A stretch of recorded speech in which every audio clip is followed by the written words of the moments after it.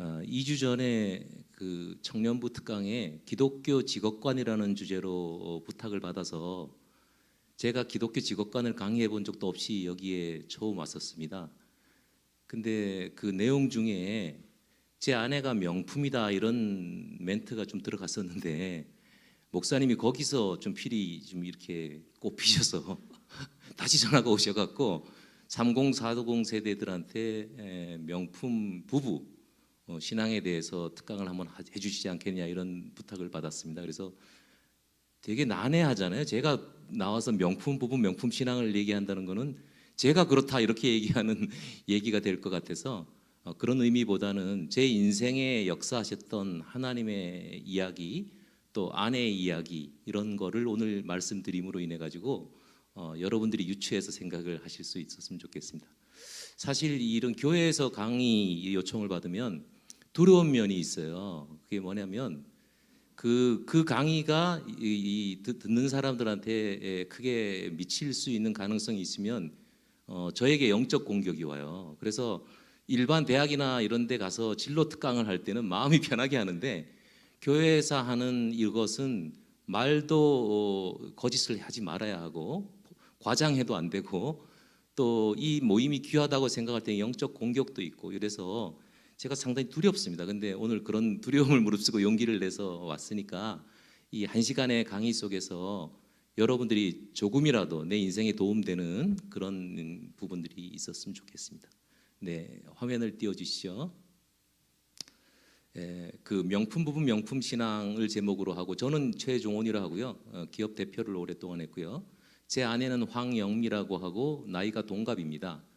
근데 뒤에 지금 있는 배경 사진이 아내의 휴대폰과 제 휴대폰에 있는 배경 사진이고요. 찍어주신 분은 이요셉 작가라고 하는 기독교 작가, 결혼을 배우다 육아를 배우다 책도 쓰시고 다큐 작가로서 활동하시는 이요셉 작가님이 제 생일날에 찍어준 건데 저 사진이 너무 좋아서 제가 배경으로 서로 와이프하고 저하고 똑같이 쓰고 있습니다. 사람은 처음 사람을 만날 때는 이름을 이렇게 서로 묻지 않습니까? 저도 이제 이름을 사람들이 물으면 우리나라 사람들한테는 최종원입니다. 영어를 사용하는 사람들한테는 My name is 종원채 JWC. 그 다음 중국 사람이나 일본 사람들은 한자 문화니까 제 한자를 이야기하면서 저게 높을 채자의 세북 종자의 근원 원자입니다. 그래서 저 이름을 가지고 제가 이렇게 제 소개를 합니다. 저는 하나님이 최종적으로 원하는 최종원입니다. 이렇게 저를 소개하고요. 영어로 소개할 때는 My name is 종원채 Jesus Wonderful Counselor JWC 이렇게 제가 얘기하고요. 그 한자로 풀어서 얘기할 때는 복의 근원이 되는 최고의 종이다 이렇게 제가 얘기를 합니다. 그래서 제 이름을 저렇게 얘기하고 나면 그 다음에 모든 행동을 제가 기독교인에 맞도록 해야 하지 않습니까? 거룩한 부담이 생기고 뭐 술자리에서 저렇게 소개하면 제가 매기는 저렇게 해놓고 술은 엄청 먹네 뭐 이렇게 얘기하면 안 되니까 제 이름에 대한 선언을 하고 제가 기독교인이라는 정체성을 밝히고 거기에 걸맞는 이런 행동을 하는 이런 모토로 제가 지내고 있습니다. 그리고 제가 임원 때 회사에 상무를 할 때 제 꿈 비전을 만들면서 나는 CEO가 되겠다 회사에서 이런 꿈을 만들었는데 어떤 CEO가 될 건가? 경영을 잘하고 돈을 잘 버는 CEO가 되느냐? 뭐 이런 고민을 한 적이 있어요. 그때 제가 제 이름을 별명을 코칭 CEO라고 이렇게 붙였습니다. 그 데일 카네기 CEO 과정에 제가 공부하고 있을 때인데 사람들의 직원들의 또 고객들의 행복한 삶을 코칭하는 그러니까 일 이외에 삶에 대한 부분을 터치하는 그런 코칭 CEO가 되자 이렇게 해서 제 별명을 붙였고요. 제 블로그가 제가 사장을 하면서 만들었는데 코칭 CEO라는 이름으로 만들어서 지금 한 50만 조회를 제가 큐티하는 내용이라든가 제 삶의 이야기들을 이렇게 올려놓는데 구독자들이 꽤 있습니다. 그 다음 언제부턴가 제가 제 이름을 가지고 또 이제 다른 별명으로 쓰기 시작했습니다. 다음 페이지. 제가 이제 꿈꾸는 여행자라는 이름을 제가 사용하기 시작했어요. 그래서 나는 무슨 꿈을 꾸고 사는가 이렇게 하다가 제가 이제 그 방송을 하게 됐어요. CTS 기독교 TV에서 청년 프로를 만들면서 꿈꾸는 여행자를 PD가 이제 기획을 했어요.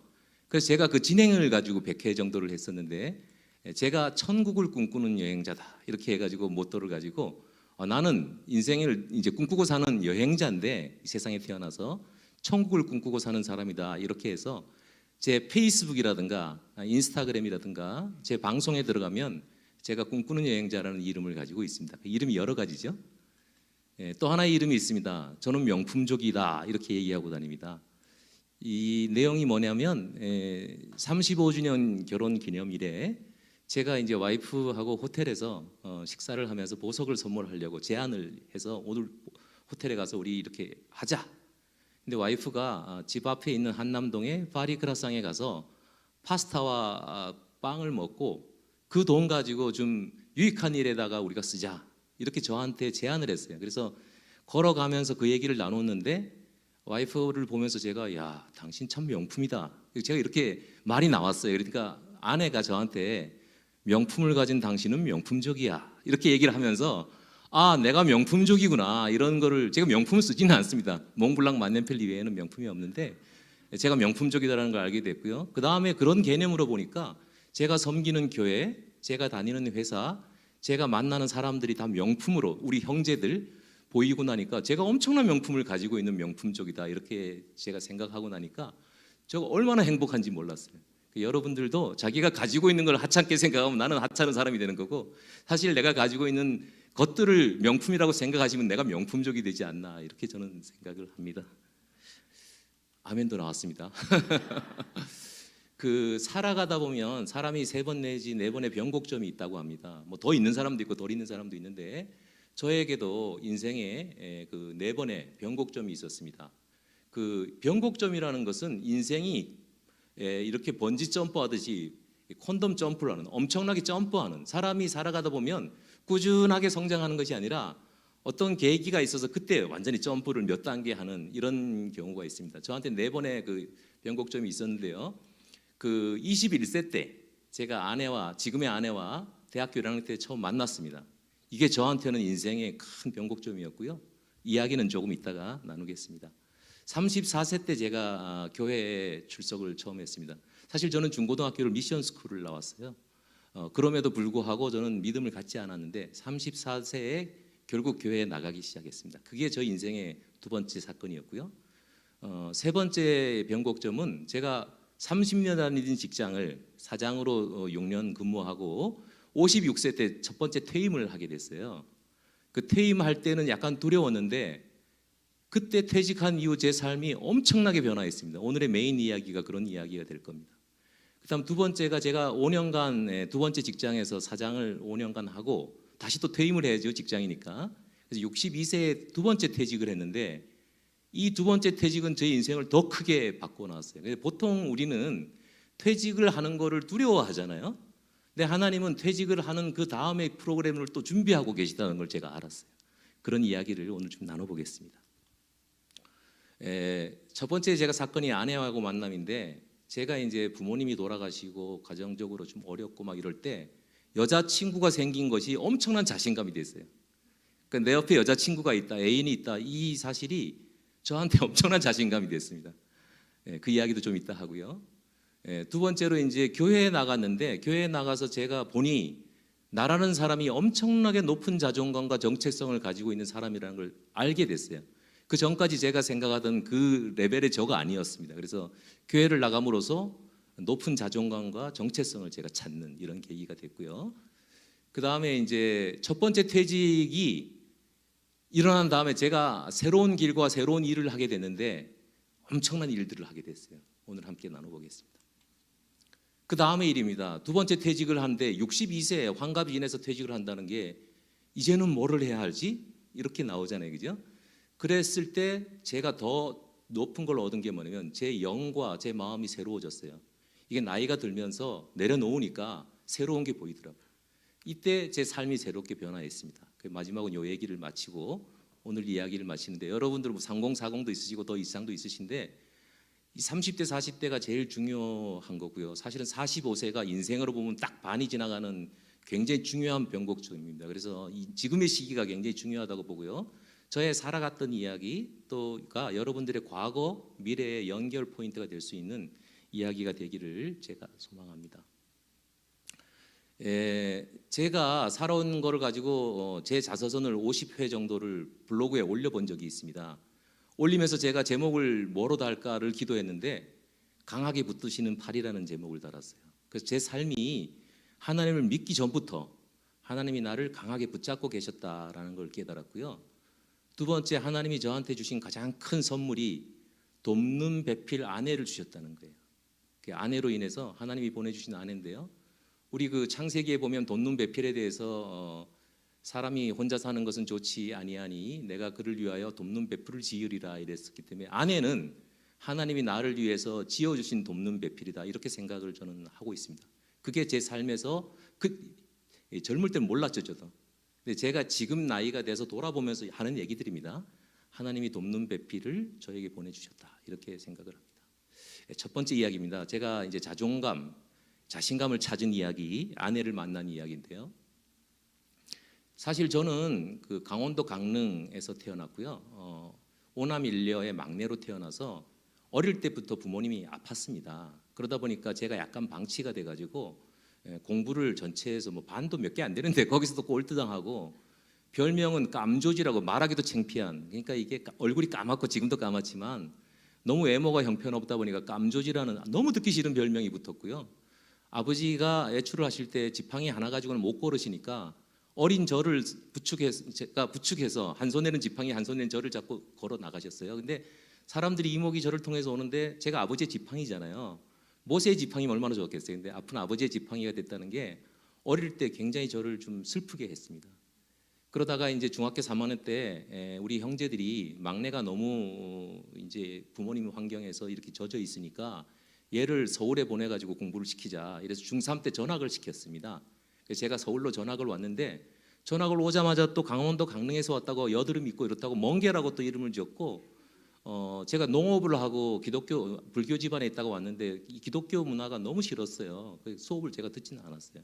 나가 있고 수업 시간에 뭐 이렇게 지냈고 또 그 와중에 아버지가 돌아가시고 뭐 이러다 보니까 이제 또 자신감이 자꾸 떨어지고 이 와중에 또 대학을 잘 가라고 서울을 보냈는데 공부를 또 잘 했는데 그 당시는 1, 2차 제도가 있어서 제가 1차 대학을 떨어지고 성균관대학교 경상대학을 들어가는데 들어가려니까 겁이 자꾸 한번 떨어지니 겁이 나가지고 경영학과를 가고 싶었는데 거기가 너무 높을 것 같아서 점수가 밑에 있는 통계과를 지망을 해서 저는 원치 않는 대학에 또 원치 않는 과를 이렇게 가고 나니 이게 서울까지 와서 공부해서 형 집에서 학비까지 받아서 공부했는데 내가 이게 뭐지?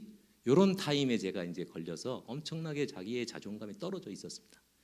이때 하나님이 여자를 만나게 하셨는데요. 대학교 1학년 겨울방학 때 집에 있는데 전화가 왔어요. 그때는 이제 휴대폰이 없던 시절이잖아요. 이 집에 전화가 와서 야 큰일 났다. 빨리 좀 이대 앞으로 나와라. 남자 5명, 여자 5명이 미팅하기로 했는데 지금 남자가 한 명이 펑크 나갖고 이게 사람을 못 구하는데 네가 마침 집에 있으니 나오라는 거예요.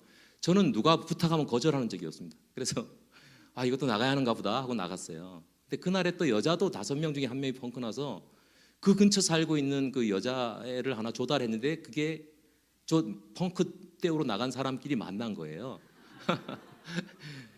그래서 이제 이 여자를 사귀고 싶었는데 뭐 나를 좋아하는 것 같지는 별로 않았고 그런데 그 당시가 이제 박정희 대통령이 돌아가시고 전두환 대통령이 되면서 휴교령이 내려서 계엄령 휴교령이 내려서 학교에 수업이 진행되지 않았습니다.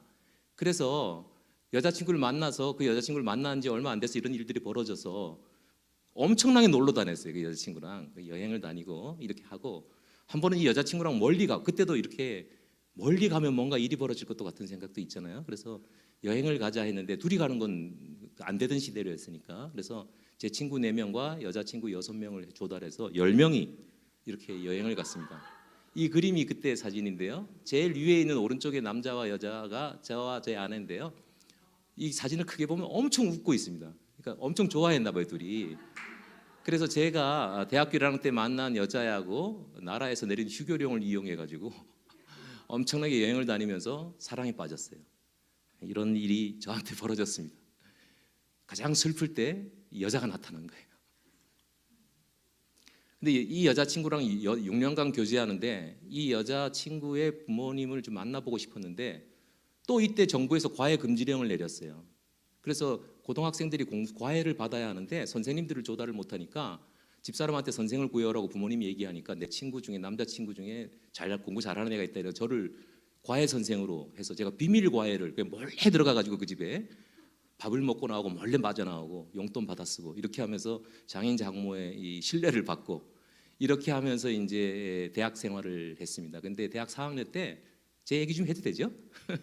이런 일들이 있었다는 거죠. 대학교 4학년 때 어머니가 돌아가셨어요. 그러니까 이제 제가 혼자 이렇게 됐는데 이 여자친구가 저한테는 엄청나게 위로자가 되는 거예요. 그래서 제가 대학원을 진학하게 됐고요. 뭐 형제들의 지원도 받고 여자친구의 도움도 받고 해서 제가 대학원을, 여자친구는 직장에 취직하고 저는 대학원에 진학해서 석사 학위를 받았는데 그 시턴 통계학을 제가 너무 좋아하게 돼갖고 이 대학원 학점이 4.5 만점에 4.44면은 한 과목에 A고 나머지 다 A 플러스 학점이거든요. 공부를 역대 최대로 좋은 성적으로 졸업을 하게 돼서 교수님이, 저를 지도하던 교수님이 미국에 유학 갔다 오면은 교수의 길을 열어주겠다고 해서 저는 이제 이제 졸업하고 내가 유학 가서 이제 공부하고 와서 교수가 돼야겠다, 이런 꿈을 이제 가지고 있었습니다. 그런데 그렇게 되지가 않죠. 결혼을 하게 됐습니다. 그러니까 혼자 있으니까 여자친구 부모님들이 같이 얘기해서 혼자 두지 말고 결혼을 해서 같이 지내라, 이렇게 이제 했는데 직장도 없고 군대도 안 갔다 오고 아무것도, 돈도 없고 아무것도 없는데 그런 배려를 해주셨어요. 그래서 제가 졸업하자마자 바로 약혼을 하고, 그 당시엔 약혼이 또 있었잖아요. 약혼을 하고 3달 후에 결혼을 하고 처갓집에 들어갔습니다. 그래서 처갓집에서 방 하나 얻어가지고 처갓집에서 주는 거 먹고, 수입이 없으니까 이렇게 지내다가 또 신혼여행 갔다 오자마자 애기가 또, 원래는 그렇게 하면 안 되는데 나중에 이제 좀 벌고 이렇게 애를 낳아야 하는데 또 애기가 임신이 됐어요. 이리고 이제 군대를 8월에 가게 됐는데 참 엄청 눈물을 흘렸어요. 내가 지금 뭐 하는 거지? 내가 지금 이게 결혼을 해놓고 애는 갖게 해놓고 와이프는 혼자 집에 있게 하고 나 혼자 군대를 간다는 게 말이 돼? 이렇게 하면서 제가 이제 군대를 갔는데 다행히 그 당시 또 참 저는 정부에서 왜 그렇게 법을 그때 잘 바꾸는지 석사 장교, 그 당시 전두환 노태우 대통령 아들을 위한 제도로 만들었다고 그래요. 그 6개월 갔다 오면 장교를 주는 그 시험에 합격해가지고 제가 이제 6개월 만에 이렇게 제대를 하게 됐습니다. 이게 제 결혼 사진인데요. 제가 26살 우리 친구들 중에 제일 먼저 하다 보니까 전 친구들이 거의 다 왔습니다. 와서 식당에서 음식을 먹고 부주돈을 나중에 보니까 낸 사람이 손가락으로 몇 명이 있더라고요. 수입이 다 없으니까. 그런 이제 결혼의 축복을 받았습니다. 그 다음에 이제 제가 군대를 제대하자마자 큰 아이가 태어났어요. 근데 저는 의료보험이라는 제도를 몰랐어요, 진짜. 근데 아기가 태어났는데 의료보험이 안 된다 해서 그 요금이 엄청나게 나온 거예요, 의료비가. 이건 뭐지? 이랬더니 의료보험이 없어서 그런다고. 직장에 가서 의료보험이 생기면은 이런 것들이 이제 의료보험 수가로 적용이 되는데 빨리 가서 취직을 하고 의료보험을 만들려고 이제 이렇게 권유를 받았어요. 그래서 제가 무슨 교수, 취직해야지, 이렇게 됐죠. 그래서 신문 광고를 보고 조선일보 일면에 났던 금성사 LG전자에 응모해서 일주일 후에 제가 그 직장을 다니게 됐어요. 그래서 애가 3월 25일에 태어나고 4월 1일에 제가 LG 금성사에 들어가게 됐고요. 거기서 이제 테레비 냉장고 만드는 이런 이제 일들을 하잖아요, 그 당시에. 들어가서 이제 제가 정착을 하게 됐습니다. 그런데 들어가 보고 나니까 저는 어차피 이 직장을 오래 다니는 것이 아니고 의료보험 혜택을 받아서 아기를 조금 키워놓고 미국으로 유학을 가야 하니까 통계학을 공부하러 가려면 컴퓨터를 배워서 가야 하고 또 어차피 거기 미국 문화권에 가니까 일어를 좀 배우고 싶었어요. 그 일본 서적들이, 통계학 서적들이 좋은 게 많아서 가기 전에 그런 걸 해야겠다 해서 다니면서. 근데 마침 LG 히다치라고 해서 LG와 일본 히다치가 조인트 벤처로 만드는 컴퓨터 회사가 생겼어요. 제가 이제 거기에 응모를 했습니다. 그래서 창립 멤버로 들어가 가지고요. 제가 그 회사를 갔는데 어차피 1년 후에는 유학을 가려는 준비를 하는 바람에 저는 회사 일은 거의 안 하고 수시로 몰래 책상 밑에다 일본어 책을 넣고 공부를 했어요. 근데 회사에서 일본어 시험을 치렀는데 거기서 1등을 제가 한 거예요. 다른 사람 일할 때 제가 공부했으니까. 그래서 일본 연수 45일을 성적 순으로 1등, 2등 보내주는데 제가 그 당시 해외여행이 금지되어 있을 때예요. 그때 일본에 가서 45박 46일간 개인 레슨을 받았어요. 이 컴퓨터에 대한 선진국의 이런 공부를. 그러니까 이건 엄청난 특혜를 받은 거죠. 회사를 떠나려고 공부했던 게 제가 회사에서 앞서 나가는 어떤 이런 계기가 됐습니다. 그래서 이거를 45일을 하고 돌아오니까 회사에서 나는 성공할 수 있겠다. 교수보다 더 성공할 수 있겠다. 나는 이제 이 직장에서 성공하자. 이런 이제 방향으로 제가 턴을 했습니다. 이게 제가 군대 제대할 때인데요. 와이프는 임신 중이라서 못 오고 장인 지금 돌아가신 장인 장모님 와서 계급장을 달아주고 저희 형님이 와서 저를 키워주신 형님이 와서 이제 격려해주고 이런 시간인데 제가 정신 못 차렸죠. 이것도 안 해놓고 덥석에 애를 갖고 이랬으니까요. 근데 애가 이렇게 또 이쁘게 태어났습니다. 근데 이 딸이 지금은 저를 이어서 똑같은 나이에 LG에 들어가서 지금 OLED 이런 테레비 만드는 거 있죠? 이런 엔지니어로서 일을 하고 있습니다. 근데 제가 회사에서 들어와서 보니까 학력이 떨어지는 거예요. 그러니까 성균관대학교가 지금 좋은 학교잖아요. 거기에 통계학과는 지금 최고 인기 학과예요. 그런데 당시 들어와 보니까 우리 이 회사에 카이스트, 서울대, 연대, 고대 친구들이 꽉 찬 거예요. 그러니까 제가 성균관대학교 나왔다는 것은 뭐 부산대, 경북대 뭐 이런 데 나온 것들은 학벌이 그 당시엔 굉장히 치열하게 따질 때여가지고 변방 부대에 배치되는 거예요. 그래서 회사의 중요 부서에 배치되는 것이 아니고 이 외곽 일들 이런 일들에 자꾸 배치되다 보니까 제가 이렇게 가다가는 뭐 성공은커녕 안 되겠다 이렇게 해서 제가 일본에 갔다 온 경력이 있었잖아요. 그래서 일본으로 나를 보내달라 해서 제가 두 살, 4살을 두고 이게 그렇게 심각한 문제인지도 몰랐어요. 저는 일본에 가서 성공하면 이 딸들한테 잘해줘야지 이런 개념으로 갔었습니다. 그때는. 나중에 세월이 지나서 딸들이 얘기할 때 그때 되게 슬펐대요. 근데 저는 성공하겠다는 일념으로 일본에 와이프도 놔두고 5년간 혼자 가서 일을 했습니다. 근데 미친 듯이 일을 하고 2시간, 3시간씩 자고 일을 해서 브리지스톤이라는 그 타이어 이런 회사를 세계적으로 만드는 골프채 이런 채를 만드는 회사인데요. 저 회사에서 제가 최고의 신뢰를 받으면서 엄청난 성장을 했습니다. 5년 동안에 막 우리 회사에서 엄청난 매출과 이익을 내면서 제가 완전히 스타로 부상을 좀 했었습니다. 그때 이제 제가 일본에서 일할 때 일본 회사에서 제가 과장 시절인데 저희에게 이제 자동차도 제공해 줬고요. 또 아파트 4채, 33평 아파트를 4채로 주고 그래서 우리 할 정도로 이렇게 대우를 받아가면서 참 열심히 일을 해서 저는 이제 나는 끝났다고 생각했어요. 이제 나보다 더 이게 그 당시는 글로벌 시대가 아니었기 때문에 나보다 더 해외를 전문적으로 하고 이렇게 성공한 사람은 안 나올 거다. 이제부터 나는 성공의 탄탄대로를 달릴 거다 이렇게 생각을 했었는데요. 34세에 사건이 벌어졌습니다. 사건이요. 그 일본에서 경기가 안 좋아졌어요. 일본 경기가 되게 안 좋아지면서 우리나라도 어려운데 왜 해외에다 일을 주느냐라는 분위기로 이제 흘렀습니다. 그래서 한국 기업들은 철수하라 이렇게 해갖고 저희가 엄청난 일을 하다가 단칼에 그냥 다 철수가 됐어요. 이 하던 일을 놔두고 철수하라 이렇게 됐으니까요. 되게 심각한 상황이잖아요. 그래서 저는 우리 멤버들을 다 데리고 우리 팀을 데리고 한국으로 돌아왔고 일은 제로가 됐으니까 같이 일하던 직원들은 다 회사를 나가야 했죠. 저는 이제 리더니까 남아서 그거 다 정리하고 저만 이제 남게 됐습니다.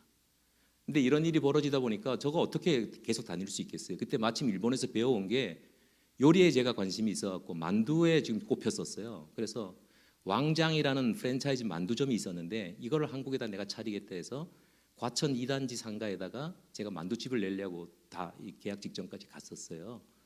그래서 이제 저 직장을 때려치고 만두 가게 사장이 되려고 했는데 아내가 엄청나게 말리는 거예요. 안 된다. 돈이 필요하냐? 돈이 필요하면 내가 맞벌이 할 테니 집에 회사 계속 다녀라. 그래서 내가 회사 다니면 뭐 하겠냐? 지금 일도 없고. 근데 당신의 적성이 아내가 제일 잘 알잖아요. 당신은 지적 집단의 리더가 될 때 만족도가 높다. 그런데 시장에 가면 당신이 혼자 일하는 거고 시장 상일들은 좀 거친데 거기에 가면 당신이 적응을 못할 거다. 당신 같은 사람은 시장 속에서도 왕따가 될 거다. 근데 회사에서는 좋은 리더십의 자질을 갖고 있으니까 좋은 직원들하고 함께 일본에서 하던 것처럼 다시 재기를 해라. 이러면서 저를 대신 갈 데가 있다 해서 교회를 데려갔습니다. 그래서 제가 만두가게를 포기하면서 허전해서 와이프 따라 나간 것이 이제 교회를 처음 발을 디딘 이런 사건이 됐습니다. 좀 길죠? 그래서 나간 교회가 과천에 있는 양로원에 있는 작은 교회 한 10명 되는 교회에 출석을 했고요. 제가 화장실 청소 뭐 이런 걸 하면 또 칭찬받고 이런 재미에 교회를 조금 나가다가 이제 교회를 본격적으로 이제 나가게 됐습니다. 자, 근데 교회에서 제가 이제 설교를 들으면서 가장 먼저 제가 필이 꼽힌 게 선한 목자. 근데 고등학교 때 찬송을 막 사람들이 부르던 것 중에 다 기억이 안 나는데 선한 목자 대신 주여, 이 찬송이 딱 교회에서 그날 내가 나간 날에 그 찬양을 한 거예요. 근데 그게 중고등학교 때 기억이 나더라고요. 근데 그게 이어진 거죠, 그렇죠, 저한테. 선한 목자, 또 내가 그때 설교가 내가 천하보다도 하나님이 귀하게 생각하신다. 또 하나님의 내가 아들이다. 하나님이 기뻐한다 너를. 또 길이요 진리요 생명이신 예수님께서 너의 인생의 길과 또 뭐 자유함을 주실 거고 뭐 이런 설교가 매주 갈 때마다 저한테는 그냥 스폰지처럼 흡수가 되는 거예요. 축복의 통로다. 너는 사람을 낚는 어부가 되라. 복 있는 사람이 되라. 오병이어의 기적이 일어난다. 30배, 60배, 100배. 저런 얘기를 들으면 또 저희가 회사 가서 또 저 들은 얘기 가지고 야 우리 팀은 이제 오병이어의 기적이 일어날 겁니다. 떡 2개 뭐 물고기 5, 떡 5개 물고기 2마리가 우리는 뭘까? 뭐 이런 얘기를 이 사업일 거다. 뭐 이렇게 하면서 완전히 이거 교회와 회사가 막 믹스가 되면서 제가 자존감이 굉장히 살아나기 시작을 했습니다. 그래서 제가 아내를 만난 이후에 훨씬 더 이 개념이 좀 다르잖아요. 이렇게 하면서 제가 엄청난 정체성을 찾게 됐고요. 이때부터 제가 제 삶의 역사가 일어나기 시작했습니다. 근데 교회를 나가서 역사가 일어났다 하면 너무 이건 좀 그런 얘기지만 사실이기 때문에 역사가 일어났는데, 그때 미국에서 오셨던 사장님이 사내 회사가 잘 되는데 미래를 위해서 사내에다가 벤처팀을 만들어야겠다. 이게 우리나라 초창기 개념입니다. 그때는 벤처라는 개념이 없을 때 당시인데 미국에서는 그런 게 있었잖아요. 그래서 한국에 오시면서 우리 회사 내에다 벤처팀을 만들어야겠는데 이 벤처팀을 누가 맡을 거냐 하다가 놀고 있는 제가 보인 거예요. 그래서 제가 만약에 일본에 있었으면 개발자로서 제 인생이 갔을 텐데 그 사장님의 눈에 띄어서 제가 사내 벤처 초기 최초 팀장이 된 거예요. 그래서 우리 전경영회관에 있는 건물 외에다가 건물도 얻어주고 직원 채용권도 주고, 제가 뭐 그 당시 자유근무제, 자유복장제 이런 거 하라 그러고, 그래서 제가 그 사장님을 쫓아다니면서 미국의 컨퍼런스도 쫓아다니고 공부도 하고 이런 일들이 제가 인생 전환이 일어났습니다.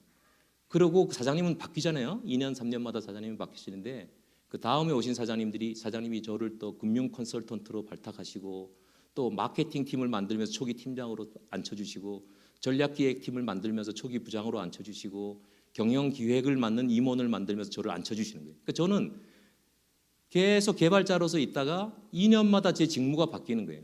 그러니까 제 캐리어 패스가 자꾸 형성이 되면서 제가 기획 전문가가 된 거예요, 회사 내에서. 그런데 42세에 제가 저 어린 나이에 또 임원이 발탁이 됐고요. 49세에 제 전임 사장님보다 14살 제가 어렸는데 직원들은 멘붕이죠. 60대 사장님이 하다가 40대 후반의 사장이 딱 앉으니까 뭐 멘붕이 올 정도인데 제가 이런 일이 저한테 벌어졌고요. 하도 빨리 승진을 하다 보니까 6년 사장을 하고 퇴임을 했는데도 55세에 제가 퇴임하는 일이 있었습니다. 근데 이 사건이 하나님이 역사하셨다고, 제가 이제 입사할 때 사진이고요. 제가 사장 취임할 때 이런 사진인데요. 신입사원 들어갈 때의 마음은 공부하고 도망가자였는데 그 직장을 30년 다녀가지고 제가 사장이 되고 3연임을 하는 이런 축복을 누렸습니다. 근데 그 사이에 하나님의 역사가 왜 있었다고 제가 단언하냐면 일단 3번의 큰 위기가 저한테 있었습니다. 첫 번째가 애완관리법 위반을 한 거예요. 그 당시는 은행 간의 해외 송금이 쉽지 않았어요. 그래서 직원들의 급여를 담당 팀장인 과장이 들고 나갔어요. 그 당시엔 관행적으로. 그런데 그게 나가다가 합동당속에 걸렸습니다. 3군데 정부기관에서 나왔다가 대기업에서 외자 유출을 한다고 저한테 뒤집으셔가지고 제가 애완관리법 위반이 돼갖고 회사를 나가는 지경에 이렇게 처했습니다. 그 당시에 제가 이제 벌금을 때리는 걸 맞으면 그대로 저는 회사도 그만두고 전과자가 되는 이런 상황에서 우리 직원들이 우리 집에 찾아와서 막 울고서 과장님이 그만두시면 우리도 다 그만둡니다. 막 이런 사건이 좀 벌어졌어요.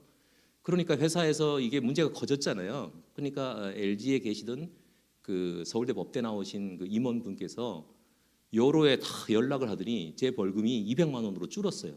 이런 얘기 지금이나 할 수 있죠, 그죠? 그래서 제가 벌금 200만 원은 회사를 안 나가도 됐고 전과 기록도 짧은 기록이 돼가지고 제가 회사를 계속 다니게 되는 이런 기적이 저한테 일어났었고요.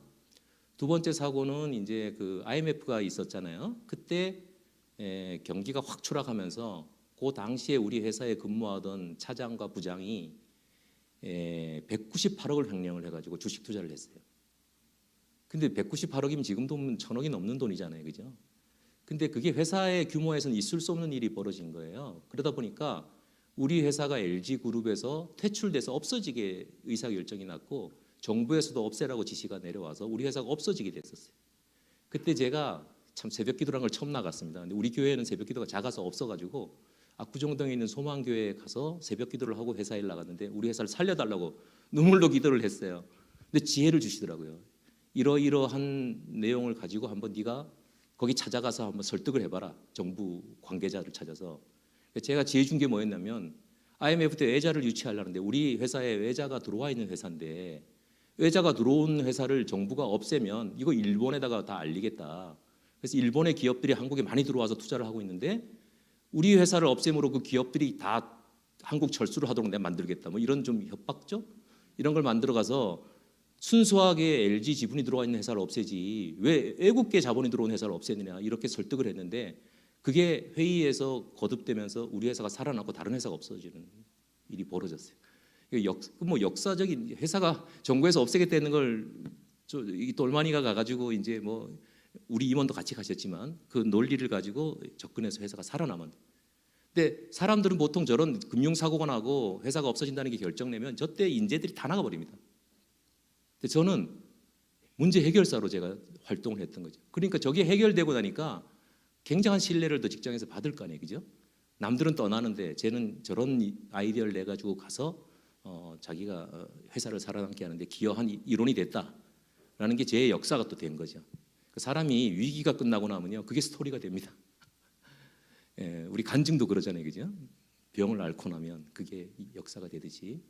그다음 또 하나 사건이요, 큰 사건이 제가 임원으로 일할 때 우리나라의 제일 큰 금융기관 중에 하나에 가서 프로젝트를 했는데 그 프로젝트가 납기에 오픈을 했는데 안 돌아갔어요.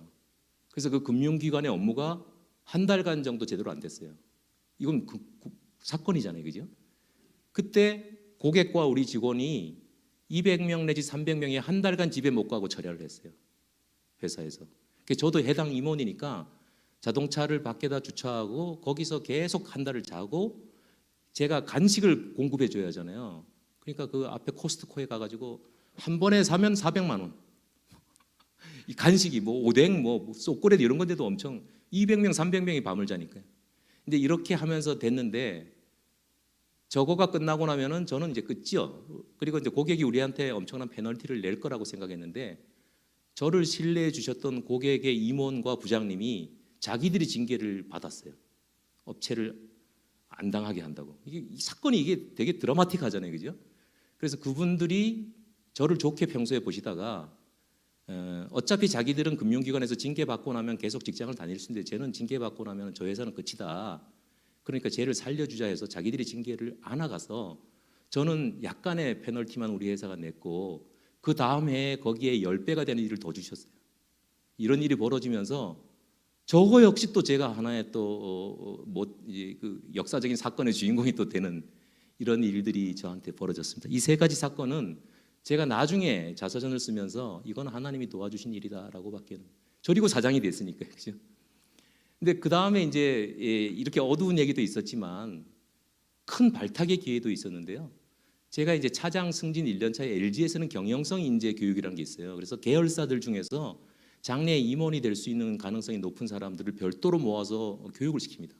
국내 교육도 시키고 해외 보내서 교육도 시키고 이런 거 하는데 보통 부장 고참들이 가는 교육이에요. 임원 되기 직전에.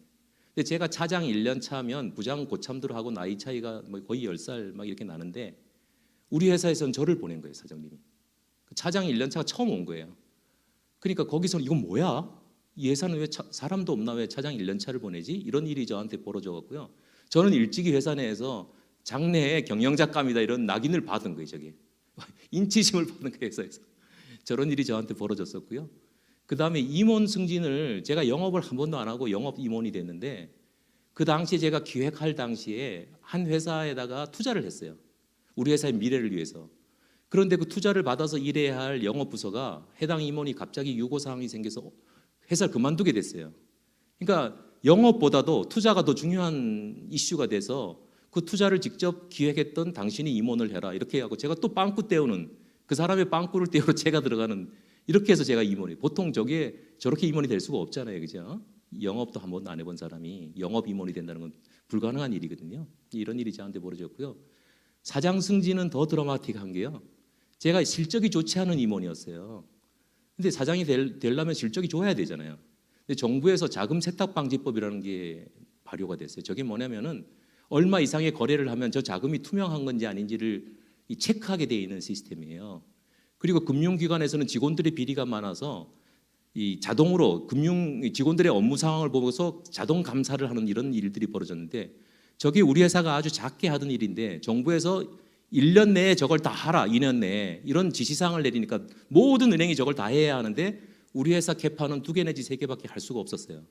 그러다 보니까 금융기관들에서 엄청난 단가, 평소보다 몇 배가 되는 돈을 주겠다 이렇게 해갖고 제 실적이 갑자기 2년 동안 점프를 했어요. 근데 이런 일들이 벌어져서 다음 사장 누구지? 할 때 제가 실적이 바탕이 되고 또 신뢰성이 있는 상황이라서 빠르게 어떻게 선택된지 모르지만 저런 일들을 통해서 제가 이제 사장이 됐다. 그래서 저는 이제 3번의 위기 상황을 제가 돌파함으로써 얻어진 거하고 참 천운의 기회들을 주셔갖고 제가 올라간 거, 이게 한 5가지가 직장 생활에서 이렇게 생기면서 제가 회사의 사장을 이제 하게 됐습니다. 너무 자랑했나요? 이제 56세에 그래도 은퇴를 했죠. 여러분 이제 나중에 은퇴해 보세요. 50대 중반에 은퇴하면요 좀 두렵습니다. 뭐 아무리 사장하고 돈이 조금 있다 해도 불확실한 미래라는 건 두렵잖아요, 약간. 그래서 제가 이제 뭘 할까 하다가 보통 이제 퇴임하면 골프 치러 다니고 맛있는 거 해외 여행 다니고 이제 보통 그러다 보면 세월이 또 쭉 갈 것 같아서 제가 이제 그 퇴임 후 2년간은 충전을 하자. LG에서 이제 급여가 나와요. 사장하다가 나가면 2년간 급여를 주고 차를 주고 이건 유지가 돼요. 그래서 어차피 돈을 안 벌어도 되니까 2년 동안은 나를 위한 데다가 나를 써보자. 30년 만에 휴식이다. 이렇게 해가지고 중국 북경 어원대학이라는 대학에 어학 공부를 하러 갔어요. 근데 가보니 유럽에서 온 학생들이 대부분이고 여학생들이 많고 18살에서 20살인 거예요. 근데 그 아이들하고 공부하고 얘기하고 또 한국 애들도 와 있잖아요. 이러면서 제가 다음 세대에 눈을 떴어요. 세상의 다음 세대를 본 거죠. 그러면서 어떤 생각이 들었냐면 우리나라 다음 세대들 정말 큰 문제다 이런 생각을 하게 됐어요. 그 경쟁에서 유럽 애들하고 우리나라 애들하고 비교해 보면 공부하는 목적이 다른 거예요. 그래서 제가 야 이거 심각하다 해서 저 북경에서 돌아와서 사장들하고 팀을 만들어서 3일 동안 3박 4일 동안 비전 컨퍼런스라는 걸 북경에서 열었어요. 그래서 장래에 대한 미래에 대한 청년들을 막 이렇게 비전을 불러일으키고 하는 일들을 저 돌아와서 했었고요. 그 다음에 이제 아내하고 또 우리 버킷리스트라는 게 있잖아요, 그죠? 야 우리 한번 시간이 나면 회사 다닐 때는 1년에 한 번 휴가 일주일 주어지는 것밖에 없으니 이제 노루니까 시간이 많으니 지금 나이에 할 수 있는 게 히말라야 트레킹이다. 이렇게 해서 한 달간을 가서 네팔을 히말라야를 돌아다니면서 여기저기 가서 자고 뭐 먹고 이러다 보니까 어떤 생각을 하게 됐냐면 세상에 안 보이던 게 보이잖아요.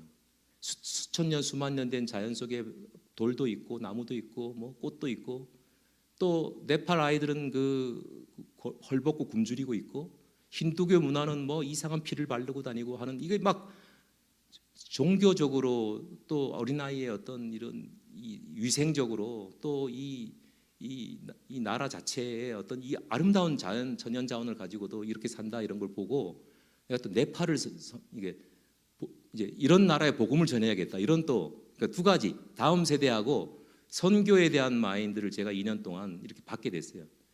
이러자마자 제 인생에 이런 일들을 자꾸 이제 이렇게 봐서 그런지 이런 일들을 자꾸 주시는데 그때 제 성경을 받은 말씀이 보라 내가 새 일을 행하리니 이사야 43장 말씀 하나님이 새 일을 행할 거고 하나님이 새 길을 내실 거니 너는 그리 달려가라 이런 이제 생각을 제가 갖게 됐어요. 그러니까 내가 뭘 할까를 찾지 말고 하나님이 나한테 콜링하시는 그 길을 내가 순종하고 따라가자 이러던 차에 저한테 이제 사건들이 막 연이어서 벌어지는 거예요. 첫째가 이제 지금 기아대책기구에 계시는 유원식 회장님이 계세요. 기아대책기구 우리 NGO 단체잖아요. 거기 회장님이 저처럼 기업 대표를 하시다가 글로벌 기업 대표를 오라클이라는 회사의 대표를 하시다가 그 NGO로 간 거예요. 기아대책기구로 가보니 급여나 뭐 환경은 되게 열악하게 나빠졌지만 이렇게 금전적으로 경제적으로는 그런데 삶의 만족도는 100배 이상 행복하다는 얘기를 저한테 하시는 거예요. 그러니까 기업 경영은 스트레스인데 이 난민을 구제하는 이 일은 너무나 보람 있고 행복한 일이라는 걸 저한테 얘기하시면서 자기가 보기에 제가 퇴임하기 3일 전에 불러서 당신은 청년을 살리고 나는 기아를 살리자 이렇게 말씀을 탁 주는데 이 콜링이 이게 그냥 나온 얘기가 아니라 하나님의 말씀이다 이렇게 그분이 신앙심이 아주 좋으셔가지고 이분이 저를 왜 불러서 이런 얘기를 할까 낮은 저음의 목소리로 최 사장님 이러면서 이제 얘기를 하는 거예요. 근데 탁 꼽혔어요. 그래서 제가 그때부터 다음 세대를 위해서 살아야겠다 이랬는데 신기하게 또 CTS에서 제가 그 네팔 여행하면서 막 페이스북에 올리고 그랬거든요. 그 열악한 네트워크 환경에서 계속 올렸는데 CTS PD님이 그걸 보셨어요. 그래서 꿈꾸는 여행자라는 프로에 제가 컨셉이 너무 맞다는 거예요. 그래서 뭐 개그맨이라든가 이런 연예인들 쓰는 것보다 직장인으로서 이렇게 은퇴하고 네팔 여행을 트레킹을 마치고 따끈따끈하게 돌아온 이 사람이 이 방송을 진행하는 게 더 설득력이 있을 거다 해서 제가 CTS 방송 꿈꾸는 여행자 프로를 맡게 됐고요. 그랬는데 선교에 눈을 뜨고 나니까 그때 로렌 커닝햄 목사님이 그 예수 전도단 로렌 커닝햄 목사님이 한국에서 IT 미션 컨퍼런스를 하는 걸 기획하셨어요. 그러면서 저한테 그 기획 일을 하지 않겠냐라는 의뢰가 들어와서 제가 선교단체 임원으로 또 들어가게 됐어요. 노니까 급여도 나오고 그러다 보니까 또 이제 돈이 많으신 또 분이 저한테 장학재단을 만들었으면 좋겠는데 제가 그걸 기획해서 자기가 돈을 낼 테니 장학재단을 만들어줬으면 좋겠다 라는 분이 계셔가지고 꿈꾸는 장학재단을 만들어서 지금까지 매년 3억 내지 4억을 뭐 100 몇십 명의 학생들한테 장학금을 지불하는데 조건이 꿈을 꾸게 하는데 지급하고 있어요. 그러니까 공부 미래의 꿈을 꾸게 하는 걸 이제 가이드하는 거죠. 이런 일들을 제가 막 하게 됐는데 2년 동안 막 하게 되는데 제 이런 활동을 위담 한방병원의 이사장님이 듣게 됐어요. 근데 그분이 다음 세대의 마음이 많으셔가지고 새 길과 새 일이라는 사단법인을 하고 계셨어요. 근데 나는 새 길과 새 일인데 그 사단법인 이름이 새 길과 새 일인 거예요. 뉴웨이 뉴 미션이라 해가지고 뭐 완전히 이거는 인도하시는 길이다 이렇게 이름까지 어떻게 그렇게 같을 수 있냐. 그래서 사단법인에 제가 도와주러 들어갔다가 LG에서 경영을 하셨으니까 우리 병원의 경영을 전체 맡아주십시오. 이래서 제가 다시 수입이 생기는 2년의 고문 기간이 끝나는 그 달부터 다시 의료재단에서 많은 급여를 받는 또 고액 연봉자로서 일하게 또 됐습니다. 그리고 나니까 아니 내가 지금 선교단체도 일하고 다음 세대 일도 하고 뭐도 하고 방송도 하고 막 이런 와중에 회사에 취직이 되니 내려놔야 하잖아요. 그래서 이제 이사장님께 제가 이러이러한 상황이니까 반만 근무하고 반은 제가 사회적 일을 하겠습니다. 그러니까 급여를 반을 주셔서 좋습니다. 이렇게 말씀을 드렸어요. 그랬더니 그 이사장님께서 그것도 역시 병원의 일이라고 생각하면 사회적 일들이니까 봉급을 그대로 다 드릴 테니 그 일은 그대로 하십시오. 이렇게 돼가지고 제가 병원을 다니면서 뭐 재단도 더 설립하고 학교 짓게 하는 일도 하고 또 정부에서 정보통신전략위원회라고 국무총리 산하의 민간위원 집단이 있어요. 그 나라 일도 하고 이래서 반은 병원 일들을 위주로 하고 절반은 사회적인 일들을 하는 이런 일이 벌어졌어요. 그래서 제가 30년을 한 직장 컴퓨터 IT 일만 했었는데 이 2년 사이에 이 일이 벌어지면서 제가 병원에 다시 가면서 10가지가 되는 일을 하게 된 거예요.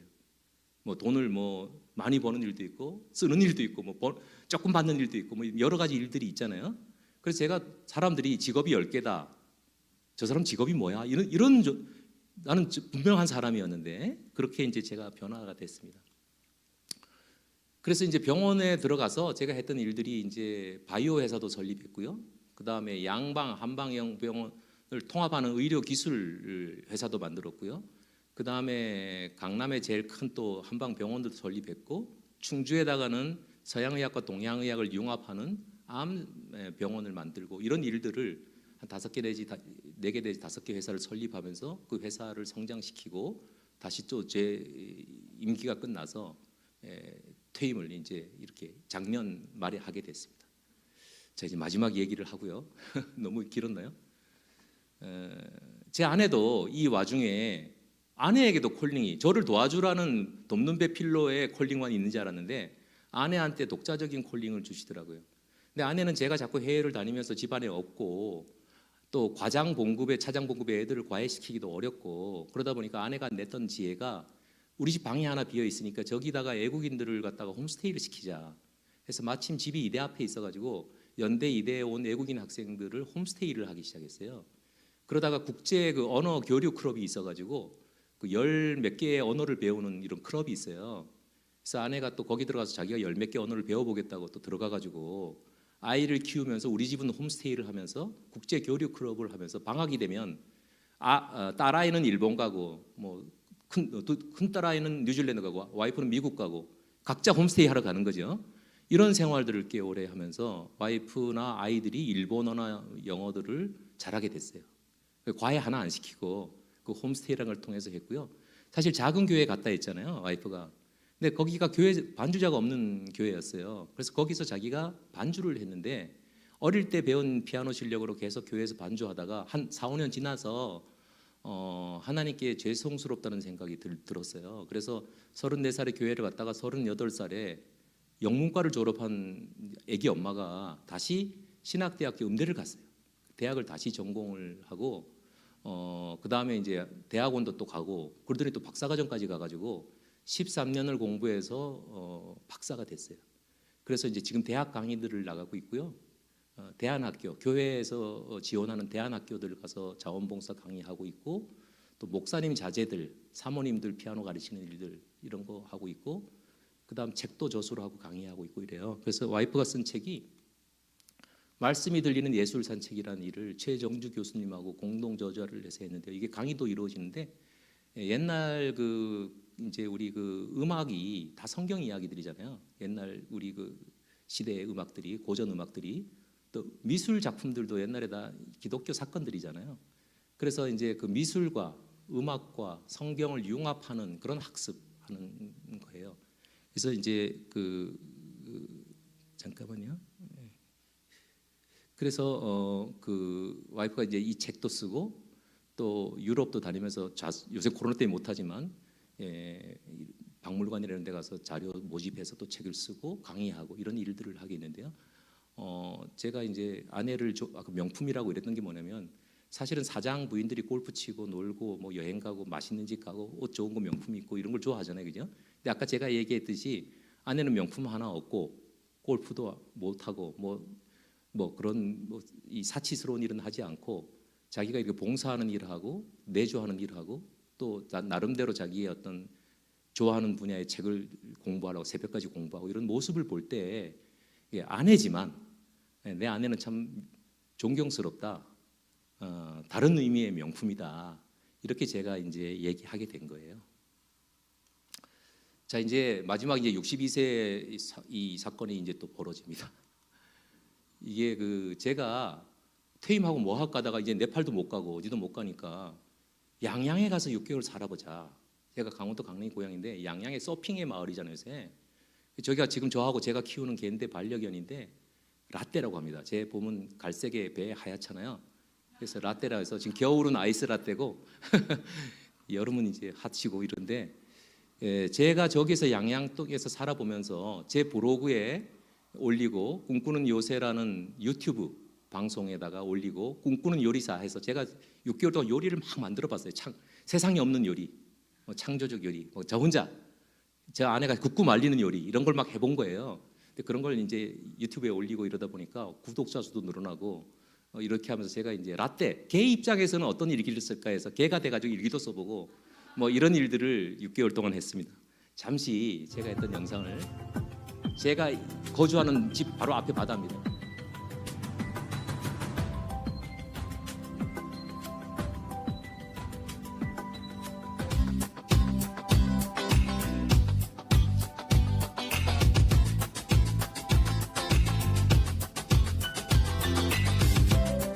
그냥 제가 만든 겁니다.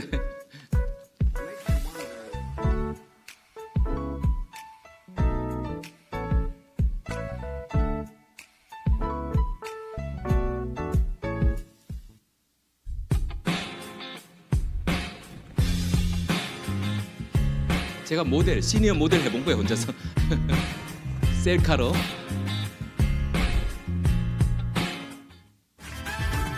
일이 끝나면 꿈꾸는 요새 이래가지고 유튜브로 나중에 유튜브에 들어가서 꿈꾸는 요새 치면 뭐 별 희한한 게 많이 올라가 있습니다.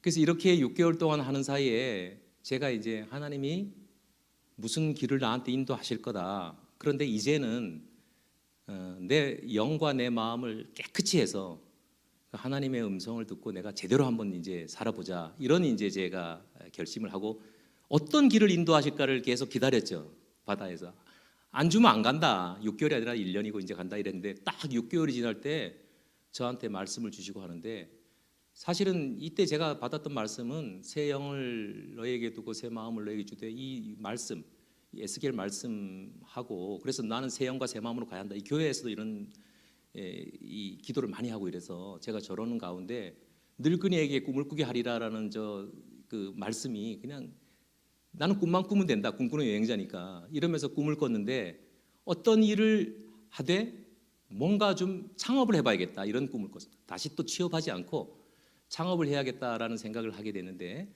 제가 이제 그 스토리텔링을 살아가면서 나의 이야기, 지금도 이 스토리텔링을 얘기하잖아요.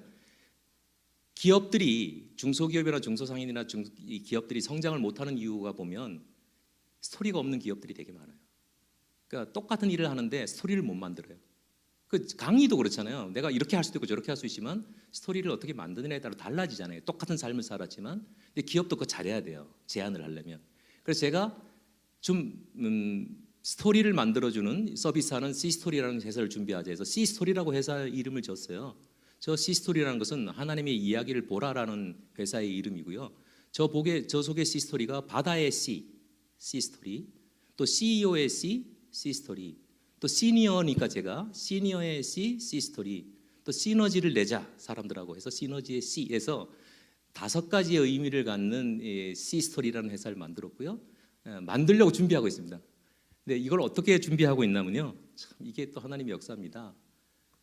제가 알고 계시던 방송 PD님이 올해 은퇴를 하세요. MBC에 계신 분이. 그분이 은퇴하시면서 같이 일하던 또 문화예술 쪽에 계시던 분하고 또 유통 쪽에 계시던 분하고 이런 분들이 같이 저를 찾아오셔서 이런 C스토리, 이런 C스토리를 만드는, 방송국 PD가 그런 거 하시는 분들이잖아요, 그죠? 그래서 우리가 기업에 그런 걸 하는 회사를 만들자고 의기투합을 했어요. 그래서 이제 회사를 만들기로 3월 달에 설립하기로 우리가 했는데, 참 클라이막스의 사건이 벌어졌는데, 우리가 하는 일은 뭐냐면요, 사회적으로 가치 있는 일을 하자. 돈 버는 것보다. 그다음 시니어 창업의 성공적인 롤 모델이 되자. 우리를 보면서 박세리처럼 시니어들이 꿈을 갖게, 놀기도 하고 뭐 일도 하고 창업도 하는 이런 꿈을 갖게 해서 중소기업하고 소상공인 도와주게 하자. 어려움을 겪고 있는 시니어들에게 새로운 라이프 문화하고 일자리를 만들어주는 일을 하자. 왜냐하면 시니어들이 마인드가 바뀌어야 하잖아요. 라이프 스타일이 바뀌면서 일이 바뀌는 거거든요. 그래서 이런 일을 하자. 또 주니어들에게는 진로 멘토링을 해주고 그들이 창업할 수 있는 일을 지원하자. 이렇게 해서 이제 우리가 사업 모델을 만들었는데, 이 이야기를 듣고 제가 중국에서 그때 갔었다 그랬잖아요. 그때 그 교회에서 만났던 청년이 저를 찾아와서 이런 일이 벌어졌습니다. 이 친구가 오픈놀이라고 하는 회사의 대표입니다. 30대 중반인데, 이 친구가 대학을 졸업하고 포스코라는 직장 인사부에 들어갔다가 1년 일하고 나와서 교회 친구들하고 회사를 창업했어요. 연세대학교 안에다가. 근데 포스코라는 직장에 들어오면 사람들이 만족도가 높을 줄 알았는데, 인사부서에서 이렇게 보니까 포스코에 들어왔던 사람이 회사는 좋은데 들어왔는데 자기 적성에 맞는 일들을 안 하다 보니까 업무 만족도가 높지 않은 거예요. 그래서 이 친구가 어떤 아이디어를 냈냐면, 회사에 들어가는 게 중요한 게 아니라 들어가기 전에 충분히 자기가 어떤 회사, 어떤 일의 적성에 맞는지를 알고 들어가야지 들어가는 사람도 들어가 보니 아닌가벼 이러면 큰일 나니, 이런 일을 해야겠다 해서 나와서 분사를 해가지고 미니 인턴 시스템을 해갖고 기업에 들어가기 전에 그 회사 일을 한 달간 미리 해보는 이런 인턴 프로그램을 돌렸는데, 참 놀랍게도 올해 200억의 투자를 받았고요. 하반기에 지금 상장을 목표로 두고 있습니다. 근데 이 회사는 돈을 벌려고 창립된 회사가 아니었어요.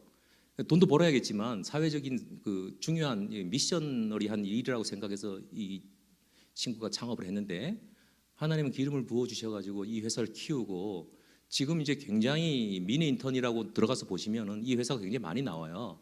그래서 청년, 청소년, 취업 준비생, 또 창업 초년생 이런 청년들이 많잖아요. 이런 사람들을 대상으로 비즈니스를 하고 정부 지원을 받아가지고 보육센터를 창업 사관학교 14개를 운영하고 있어요. 그러니까 아마 이제 여기 우리 교회에서 제가 한번 그분이 와서 강연할 수 있는 계기를 한번 만들어 줄 테면 아주 열광을 하시게, 젊은 분들이. 그리고 창업에 대한 욕구, 기업가 정신에 대한 욕구도 많이 생길 거예요. 지금은 취직의 시대가 아니고 사실은 언젠가는 창업해야 할 시대잖아요. 여기 계신 분들도 회사를 다닐지는 모르지만 저처럼 62세에 창업할 수도 있겠고 40대, 50대에 창업할 수도 있겠지만 그런 공부를 미리 해두고 그런 훈련을 미리 해두시는 게 되게 좋겠죠. 그래서 이 회사가 제가 하는 사업에 투자를 하기로 했어요. 왜? 우리가 시니어하고 중소상인들을 맡고 있다 하니까 그 회사에서 커버리지하지 않은 영역이잖아요. 그래서 제가 이 회사의 고문으로 일을 하면서 우리 회사가 이 회사의 사내 벤처로서 창업을 하고 적절한 시기에 회사로 창업을 해서 아웃하는 이런 그림으로 이제 최종 합의가 돼서 3월 중순부터 지난 2주 전에는 이 스토리가 또 아니었어요. 근데 이 친구가 됐고 이 친구가 제가 이 친구랑 하기 이제 뭐 하죠? 우리 대표님이니까 이 중국에 가서 제가 청년들하고 만나서 교회에서 예배 볼 때 하나님이 보내주셨던 사람을 제가 다시 제 몇 년 인생이 지나고 나서 이렇게 연결이 또 되는 이런 일이 이제 벌어졌습니다. 제가 다음번에 언제 이 교회에 왔을 때는 이 창업한 이후의 이야기를 또 전해드리겠습니다. 자, 이제 명품 신앙에 대해서 조금 말씀드리는데요. 제가 명품 신앙이라고 목사님하고는 이제 명품 부부 명품 신앙 이렇게 하자고는 했는데 저는 명품 신앙이 아니에요. 저는 믿음의 일대고 부족한 게 너무 많아서 저의 롤 모델이 계세요. 제가 그분한테 졸졸 쫓아다니고 어제도 부부간에 그분들 만나서 또 인생 이야기도 듣고 하는데 제 인생의 롤 모델이 이 여인갑 장로님이란 분인데 옆에 계신 분이 바이올리니스트 따님이에요.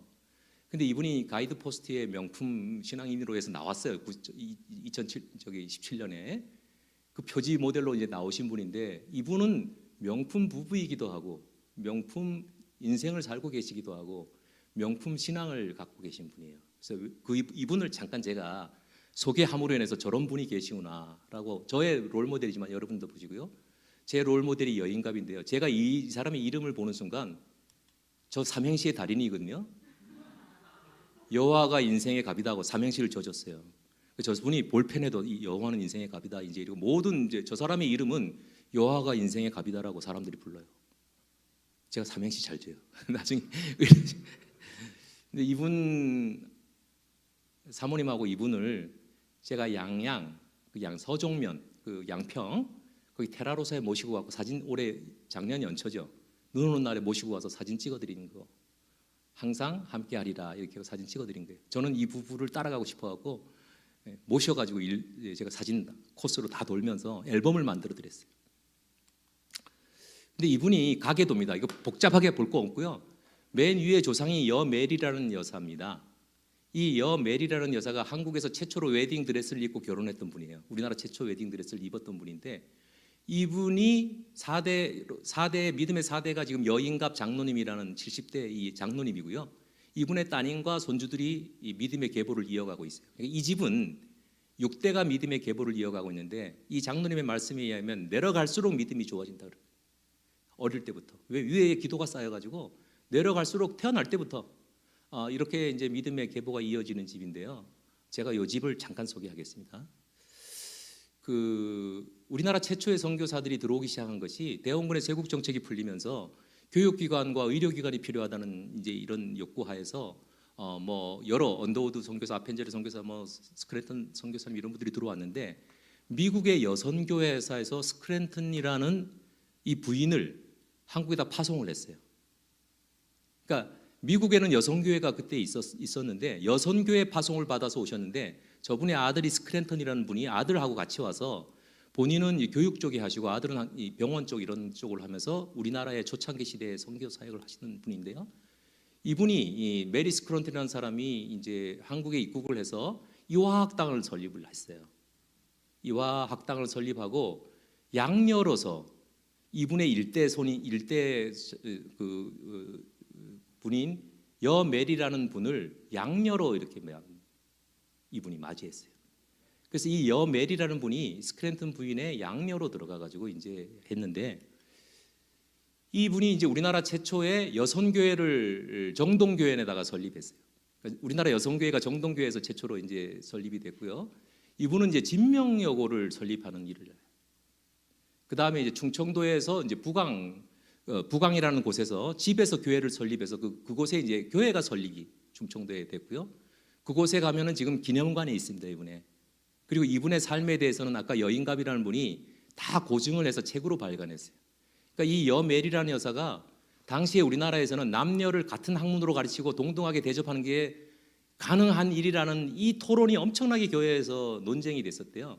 그래서 서재필 박사라든가 이런 분들은 동등하게 해야 한다는 주장을 했고, 또 이제 그 아펜젤러의 그 한글어 선생님 했던 분이라든가 이런 분들은, 미국에서 오신 분들은 여자들은 차별해서 가르쳐야 한다 이렇게 주장하던 때에 이 그 여메리 여사가 자기가 이제 마리아잖아요. 그래서 하와만 보지 말고 마리아를 보십시오라고 하면서 그 자기가 마리아다.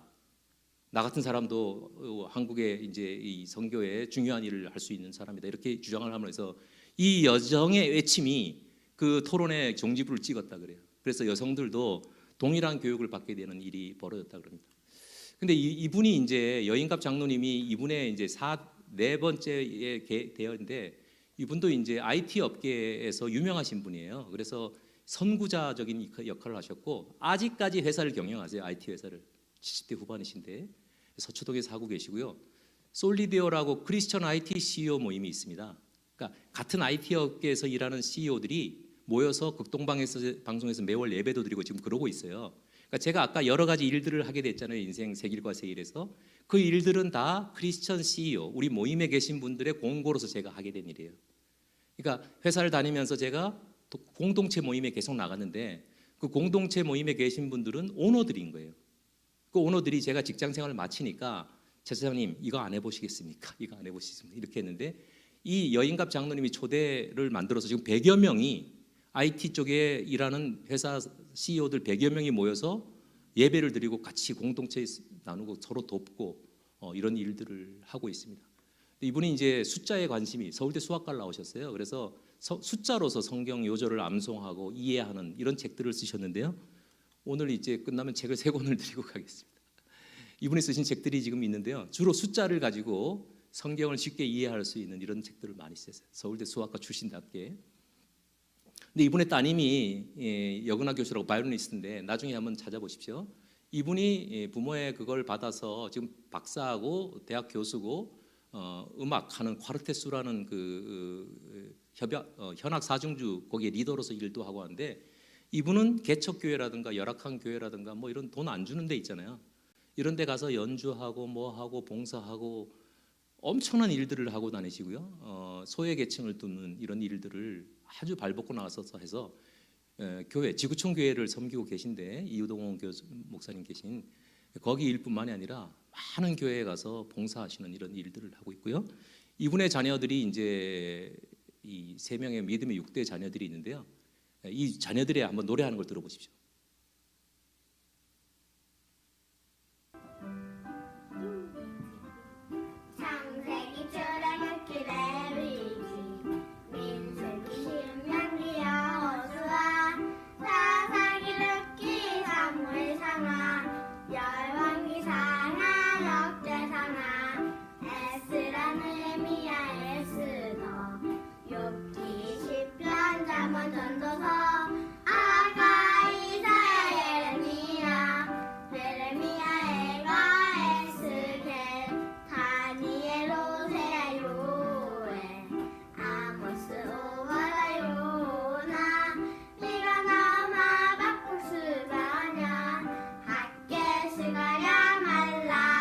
넘겨주세요.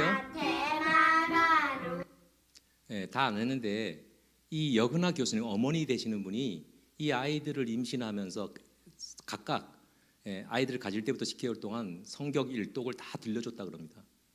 그리고 아이들한테 이 노래를 불러줬다 그래요. 그리고 태어나서부터 아이들은 이 노래를 배웠고요. 말을 배우면서 아이들이 어릴 때부터 각종 교회 모임이나 어떤 행사에 가서 율동과 노래로서 섬기고 있어요.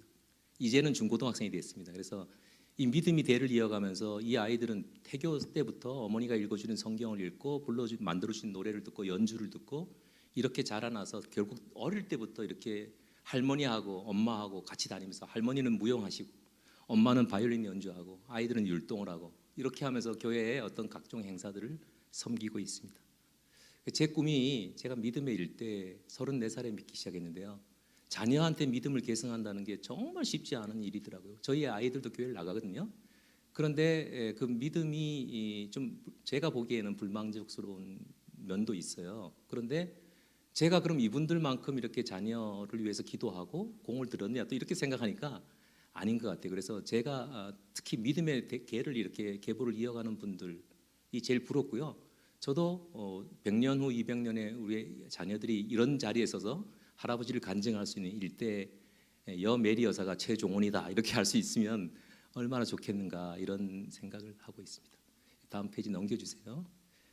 명품 인생을 간단히 정리하고 마치겠습니다. 1시간 이제 딱 됐으니까요. 제가 이제 명품 신앙, 명품 부부라는 이야기를 했는데 이 명품 신앙과 명품 부부가 명품 인생을 살아가는 데는 굉장히 중요한 요소인 것 같아요. 제가 보니까 그러니까 내 인생이 명품이 되려면 아내하고의 관계 또 신앙적인 관계가 굉장히 나한테 중요한 영향을 미친다 해서 제 인생의 말씀이 시편 28편인데요. 제가 경영학을 했잖아요. 그래서 명품 인생을 경영학적으로 제가 도해를 해서 한번 설명을 잠깐 드리고 마치겠습니다. 인생도 경영인데 내가 경영하느냐 하나님이 경영하느냐 하나님이 경영하시는 거라고 보고요. 인생의 경영 시스템은 시스템이라는 얘기는 인풋과 프로세스가 있어서 결과의 아웃풋이 나온다. 그럼 최소의 인풋을 가지고 최선의 프로세스를 가지고 최고의 결과를 얻는 게 경영이잖아요, 그죠? 그러면은 최소의 인풋을 해서 최고 효율적인 프로세스를 가져가서 좋은 열매를 맺을 수 있는 게 뭘까 이렇게 그려본 거예요. 그럴 때 인풋에는 요소가 3개가 있는데 주체가 뭐냐, 삶의 주체가 뭐냐, 내 삶의 환경이 뭐냐, 내가 살아가는 자원은 뭐냐, 요 문제하고 내가 살아가는 습관, 메커니즘은 어떤 건가, 그다음 나는 어떤 성과를 기대하고 있는가, 돈인가, 뭔가 이런 거 있잖아요. 그런 면에서 한번 시편 20 말씀을 갖고 정리하면요. 여호와는 나의 목자시니 내게 부족함이 없으리로다. 이 말씀에서 목자라는 건 하나님이 나의 목자라는 건 나의 주인이라는 얘기잖아요. 그죠? 그렇게 보면 내 인생의 주체가 하나님이냐 사탄이냐 세상의 환경이 나를 지배하느냐 내 자신의 신이냐 이렇게 봤을 때 많은 사람들이 사탄에 눌려서 사는 경우도 많고요. 세상 환경에 쪼들려서 사는 경우도 많고요. 내 자신이 잘났다고 내 생각 가지고 버티는 사람도 많고 하나님이 주인이 되지 않는 거예요. 그래서 저는 성령 충만하다는 말씀이 하나님이 얼마만큼 내 삶의 주인이 되고 계신가라는 얘기하고 저는 마찬가지로 이해를 하고 있습니다. 그래서 이 하나님이 내 인생의 주인이 되시면 나한테 부족한 게 뭐 환경이나 뭐 전혀 부족한 게 없다 이렇게 이해를 했고요. 시편 2편의 말씀이 이제 그가 나를 푸른 저장에 누이시며 쉴만한 물가로 인도하시는도다. 이 물가, 풀밭 이게 환경이잖아요, 그죠? 그래서 보면 환경이라는 요소가 하나님이 만드신 게 시간적인 환경도 있고 장소적인 것도 있고 물질적인 것도 있고 다른 사람을 만나게 하는 것도 있는 것 같아요. 그래서 하나님께서 다 이걸 주관하신다고 저는 환경을 봐요. 그러니까 내가 있는 처해 환경이 내가 보기에는 부족할지 모르지만 하나님은 뭔가 뜻과 계획이 있어서 예비하신 그런 일들일 수 있다라고 저는 해석을 합니다. 그렇게 환경을 이해하는 것이 나이도 극복할 수 있고 형편도 극복할 수 있는 중요한 일이라고 생각을 했고요. 내 영혼을 소생시키시고 의의 길로 인도하신다는데 영혼을 소생시킨다는 얘기가 내 자원을 이 에너지를 이게 만들어 주신다는 얘기잖아요. 근데 우리의 자원은 몸과 혼과 영 이것이 모여서 생명이 되잖아요. 근데 우리는 자원을 아까 제가 말씀드린 환경을 자원으로 착각하는 경우가 많아요. 내가 가지고 있는 물질, 내가 알고 있는 사람, 내가 가지고 있는 집, 내가 가지고 있는 확보해 놓은 시간 이런 것이 나의 자원이다라고 생각을 시간이 자원이다 이렇게도 타이밍이 자원이다고 하는 사람도 있잖아요. 근데 저는 내 자원은 내 몸과 혼과 영이다. 나머지 거는 다 환경일 뿐이다. 내가 아니다. 이렇게 이해를 합니다. 이렇게 분리하고 났을 때 내가 내 자원을 가지고 무엇이든지 할 수 있다는 얘기는 내 몸 안에 있는 몸과 혼과 영을 다하여 하나님을 섬기는 일이 자원이지 내 돈과 내 아는 사람 다 동원해서 이런 일이 아니다라고 저는 이제 생각을 합니다. 자, 메커니즘 시간이 별로 없으니까 1시간에 하는데 죄송합니다. 10분만 더 할게요. 제 인생의 메커니즘은 뭐냐면요. 저는 하나님한테 어떤 인사이트를 직접 못 들어요. 제가 좀 영적으로 예민한 스타일은 아니에요. 그러다 보면 아까 앞에서 얘기 드렸듯이 꼭 하나님이 누군가를 보내주세요. 근데 그 사람이 저한테 지혜를 주세요. 그리고 그게 일이 돼. 근데 하나님이 보내진 사람이 하나님이 주신 지혜를 가지고 그걸 가지고 일을 하면 열정이 생깁니다. 건강해져요. 그럼 건강해지면 대인관계가 또 좋아지는 거예요. 저는 이게 선순환이라고 보는 거예요. 근데 내 지혜, 내 구상과 가지고 사업을 하는 게 아니라 하나님이 보내주시는 사람들이 주변에 많잖아요. 특히 교회 내에 많아요. 저 같은 경우는 교회가 작은 교회를 섬겼기 때문에 20명 되는 교회에 너무 이게 되다 보니까 이제 다른 모임에 나가서 교제를 많이 하는데 이 서부교회는 크잖아요. 이 속에 계신 분들이 서로 합력해서 선을 이루는 일들을 하나님의 사람들이 같이 지혜를 모아서 해나가시면 그게 사업이라는 게 뭐 비즈니스 사업도 있지만 선교 사업도 사업이고 뭐 여러 가지 청년 사업도 사업이고 그죠? 이런 일들이 되면 그것을 즐겁게 함으로써 인생을 건강하게 살 수 있지 않을까 이렇게 생각하고요. 이 성과는 하나님이 주신 성과는 살아있는 동안에 상급도 있고 내가 죽어서 영생을 누리는 구원도 있겠지만 저 기업은 대를 이어서 믿음을 계승하는 기업. 저게 최고의 인생의 성과가 아니겠냐. 그래서 멋진 인생은 믿음이 내 대에서 끊어지는 게 아니라 내 자손 대대로 이어질 수 있는 삶을 내가 살아가는 것이 결국 내가 명품 인생이 되지 않겠냐. 그러려면 자녀에게 명품 부부의 모습, 명품 신앙인의 모습을 보여줘야지 그 자녀가 아빠 엄마를 존경하고 그 믿음의 자손으로서 대보를 이어가지. 그 사람들이 부부로서의 갈등이 많고 신앙인으로서의 위선적 행동이 많으면 자녀가 그 믿음을 이어가는 데는 결정적으로 없지 않겠냐 이런 생각을 합니다. 그래서 오늘 제가 결론적으로 이렇게 여러 가지 말씀을 드렸는데요. 일단 첫 번째가 명품 부부가 되는 일, 명품 부부가 함께 좋은 신앙 속에서 좋은 신앙을 갖게 되는 일, 그렇게 함으로써 인생의 명품 인생을 만들면서 자손들이 기업을 물르면서 명품 인생을 살아갈 수 있도록 하는 일, 이런 일들이 우리가 해야 할 일들이 아닌가 이렇게 생각합니다. 이상으로 마치기로 하겠습니다.